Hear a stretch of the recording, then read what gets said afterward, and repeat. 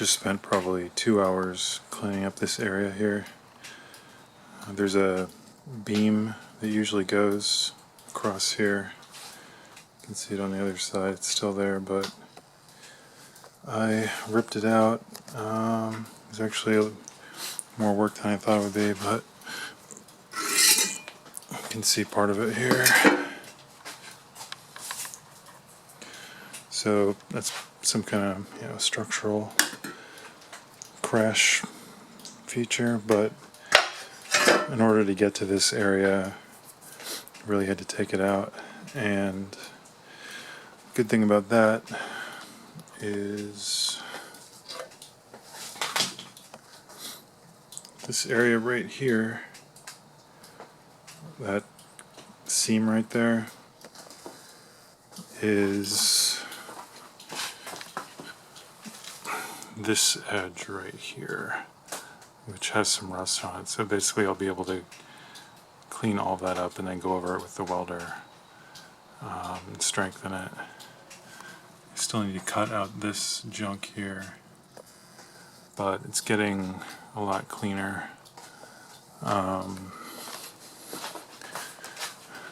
Another thing I've wanted to do is get the mounts out for the control arms. You can see those are the rear mounts. So one of those is the passenger side.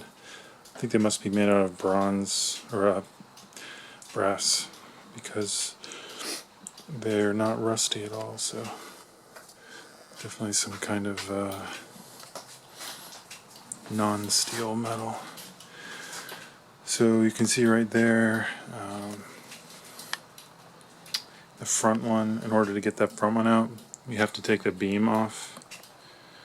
So I used a combination of the angle grinder, went through almost an entire, this was actually one of those really large ones. I went through almost the whole thing.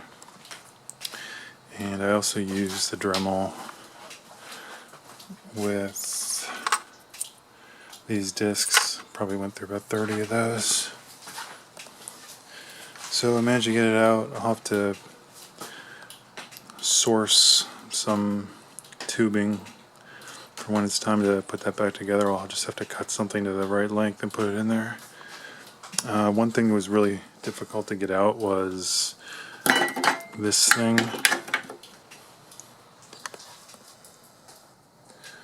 So that was like a metal reinforcement bracket where the back of the pipe, so it basically fit in like this. Yeah, fit in like that. And of course it was welded right there, and it was welded up there to the body, and it was welded over there.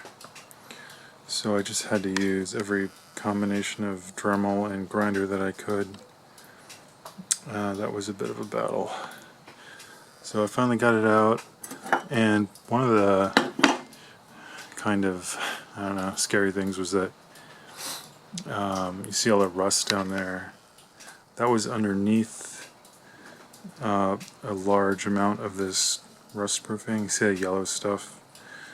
This whole area down here was built up with about a ½ inch to an inch of that yellow. It's kind of like wax, but it was really well rust proofed. But after I chipped it all away, there was rust underneath it, so I think it must have come in from the bottom of the car and worked its way in that way. But I'm glad I decided to really get in here and rip it all apart, because that can easily be fixed now. It's really not, there's really not much of it, but it is there. So once I get all this cleaned off, it'll actually be, I think, just as strong as, as normal. So I'm gonna tap that little piece out right now. It should come right out. Yep. Let's see if I can grab it. Cool.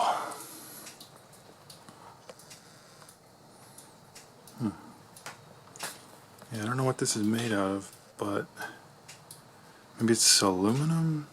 I don't know. Another thing is there's this area down here has like has this really thin layer of metal in some areas. You can see, let me back up. You can see right there how the top is like a sheet, and on the inside, basically over here, you can see the same sheet. Where is it? It's basically that thing that's all warped and everything right there. So I'm not sure why when they designed the car, they decided to use like that thin layer of metal in there, because it kind of creates a space for water to get in there. The next thing I'll be doing probably is cleaning up all this. I ordered a bunch of little sander drums off of eBay. Those have been really useful. Let's see if I have one here. Basically, it's like a little, here it is. Yeah. These little drums that go in the Dremel. This one's totally spent, but those are like incredibly useful for cleaning off. Like you can see how this is right down to the metal. I use the sander drums and it goes really fast. So I think that area back there, I'll be using those. Yep, so I'll be continuing to clean up all this stuff. It's really a lot more work than I thought it would be, but I guess that's the way it goes.